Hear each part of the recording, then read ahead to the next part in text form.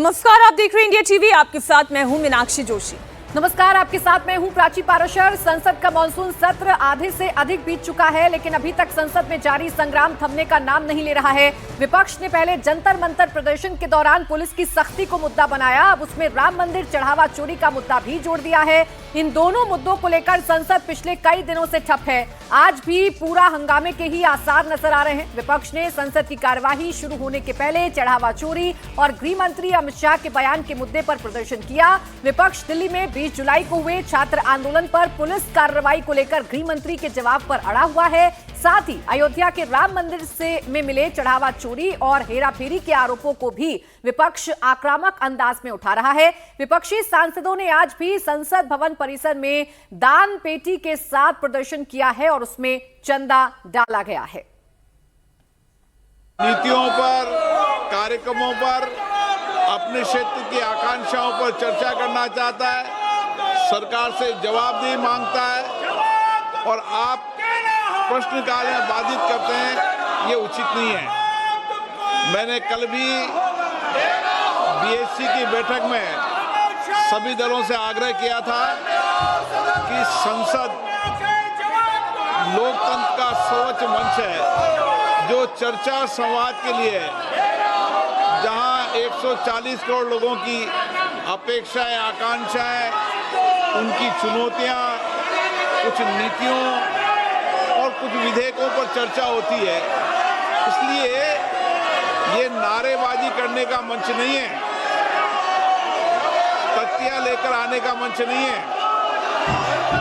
लोकतंत्र का सर्वोच्च मंच होने के कारण हम सबकी जिम्मेदारी बन जाती है कि हम सदन में चर्चा करें, संवाद करें,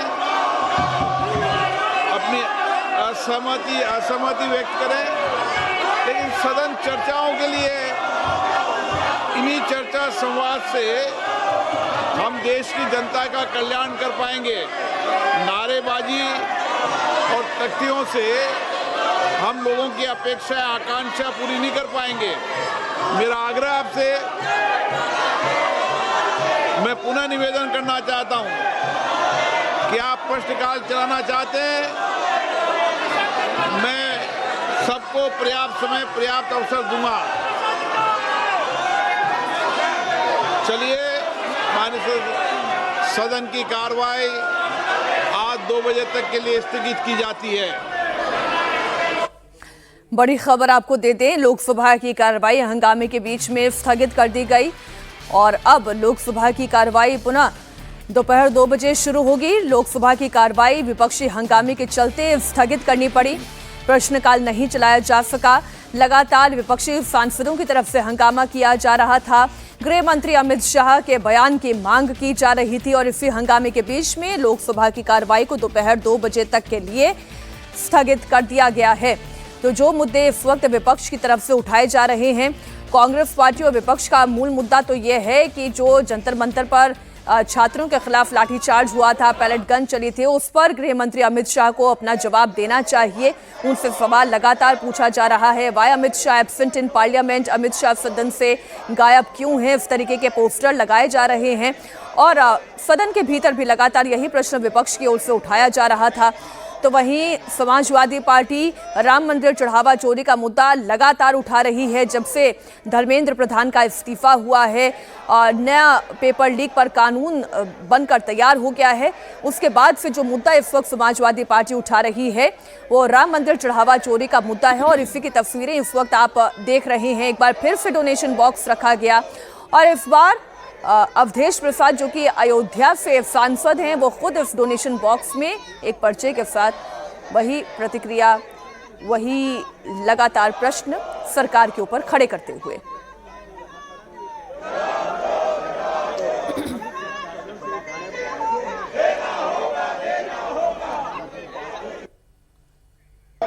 समाजवादी पार्टी की तरफ से लगातार चंदा चोरी का मुद्दा उठाया जा रहा है और कल तो समाजवादी पार्टी ने यह भी बताया कि किस तरीके से 47,000 रुपए का चंदा इकट्ठा हो गया है और उसे हनुमान जी के चरणों में अर्पित किया जाएगा। इस बीच कांग्रेस ने आज भी साफ कर दिया है कि छात्रों पर पुलिस एक्शन पर अमित शाह के बयान की मांग से पीछे नहीं हटेगी। पवन खेड़ा ने कहा कि अमित शाह संसद में बयान देना एहसान समझते हैं। इस देश की आने वाली पीढ़ी के साथ जो हुआ या जो हो रहा है, उस पे गृह मंत्री सदन में आकर बयान तक देना बहुत बड़ा काम समझते हैं, एहसान समझते हैं इस देश पर। कोई भी बिल क्या इससे ज्यादा इंपॉर्टेंट हो सकता है? ये अजीब सी जिद और एक घमंड आ गया है इन लोगों में। चंदा चोरी हो या भविष्य चोरी हो जो नौजवानों की जा रही है, ये दोनों महत्वपूर्ण मुद्दे हैं।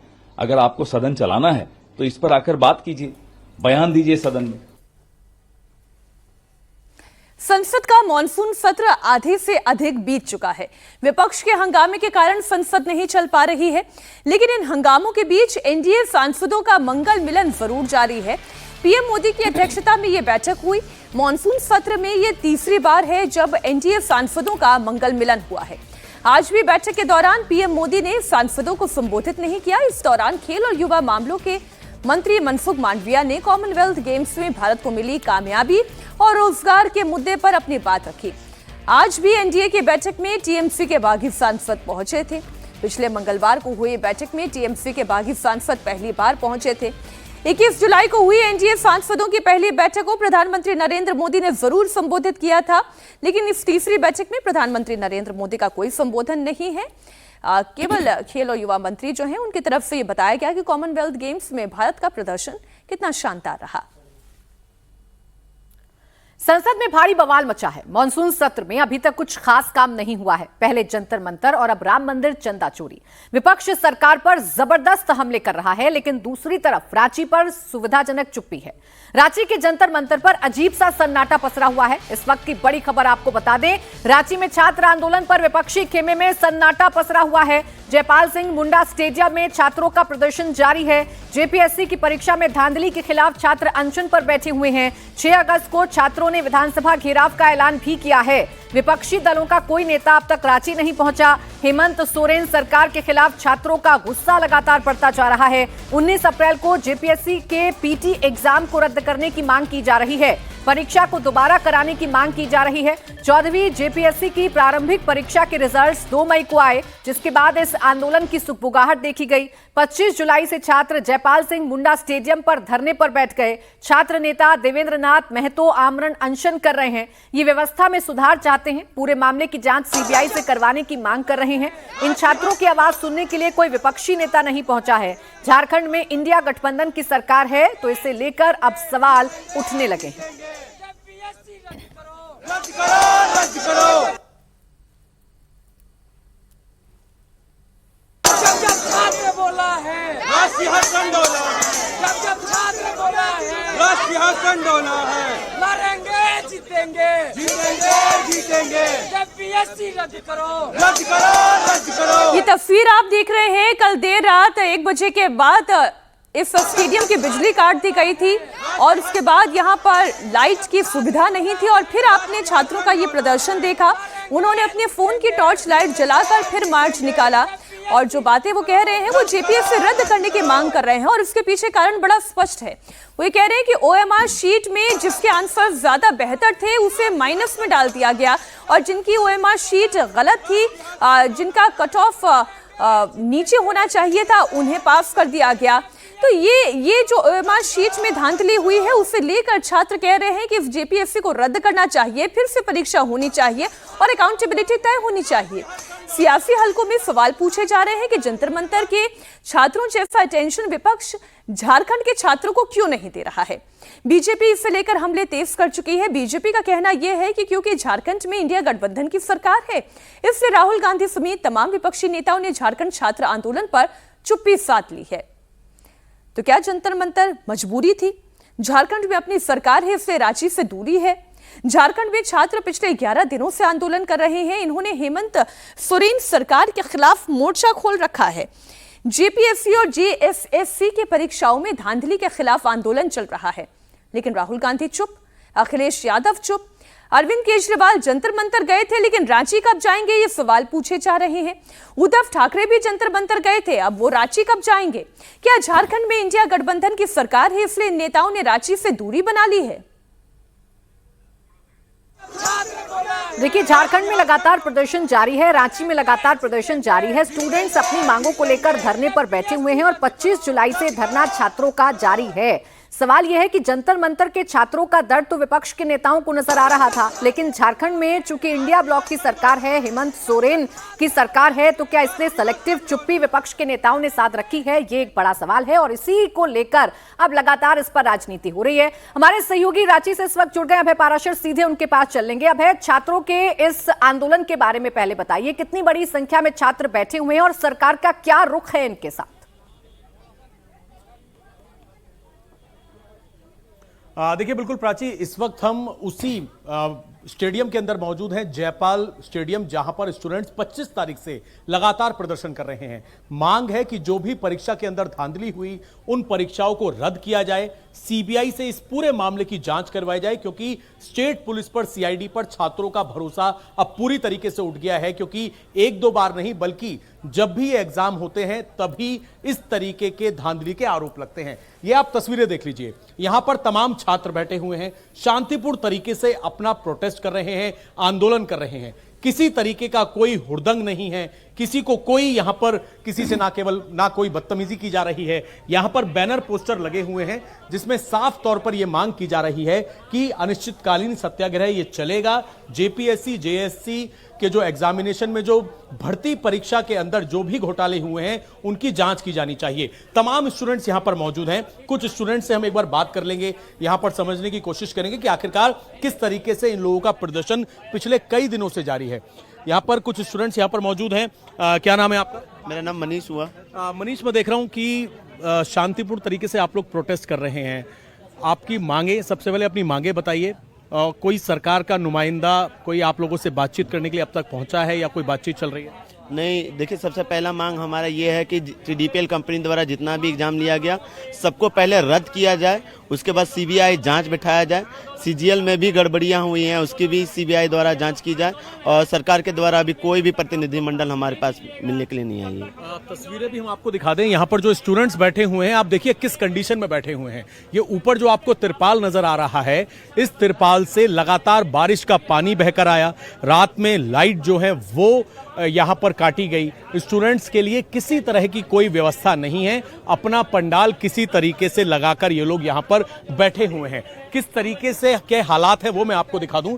ये पंडाल जो है, ये पहले सिर्फ पीछे का हिस्सा जो है वहां तक ये पंडाल था। बारिश का पानी आया, किसी तरीके से स्टूडेंट्स ने आपस में मिलके ही इस पंडाल को यहां पर फिलहाल पक्का किया है। कोई सरकार की तरफ से नुमाइंदा, चाहे कांग्रेस की तरफ से हम बात करें, समाजवादी पार्टी की तरफ से बात करें, आम आदमी पार्टी की तरफ से, यानी कि जितने भी नेता जंतर मंतर पर जुटे थे, ये तमाम वही स्टूडेंट्स हैं जो कि अपनी मांग यहां पर लेकर बैठे हुए हैं और कह रहे हैं हेमंत दादा को बुखार है। ये जो आपने बैनर पोस्टर बनाए हैं, हेमंत दादा को बुखार है, ये बताइए कि आप लोग सब एस्पिरेंट्स हैं, कोई लग रहा है कि सरकार आप लोगों की मांग को लेकर कुछ चिंतित है? सर इसलिए लिख रहे हैं हेमंत दादा को बुखार है क्योंकि हम लोग हो गए 11 दिन बैठे हुए। अब 11 दिन मानवता इतना मर गया कि हम लोग से मिलने नहीं आ रहे हैं। अरे भाई, जो पेपर लीक हुआ, चाहे सीजीएल का हो, चाहे जेएसएससी का हो, चाहे जेपीएससी का हो, आप काहे कौन सिस्टम आपका किस तरह पेपर लीक कर दे रहे हैं? आखिर क्या कारण है? आप कहाँ से पेपर लीक करते हैं? नेपाल भेज देते हैं और यहाँ वाले लोगों को जो है रोजगार छीना जाता है। हमारा कहना है कि यदि पेपर लीक करवाए हैं तो जेपीएससी, जेएसएससी और सीजीएल में सीबीआई जांच होना चाहिए। और सीबीआई जांच का सीबीआई नहीं, उसमें हाई कोर्ट का वकील, सुप्रीम कोर्ट का जज तो मांगे बता रहे हैं कि सीबीआई जांच हो, हाई कोर्ट का वकील हो, टीम का गठन हो। और लेकिन हमने जंतर मंतर पर भी ये प्रोटेस्ट जो है वो देखा, जो यहाँ पर नीट का चल रहा था, वहाँ पर तमाम पार्टी के नेता आ रहे थे। वहाँ पर कांग्रेस पार्टी के नेता पहुँच रहे थे, आम आदमी पार्टी, समाजवादी पार्टी। आप लोग यहाँ 11 दिन से बैठे हैं, कोई आया है, कोई दिख रहा है? मुझे तो यहाँ कोई नेता नहीं दिख रहा जो आपकी बातें सुने। यही नहीं चला रहे हैं सर, हेमंत दादा को बुखार है।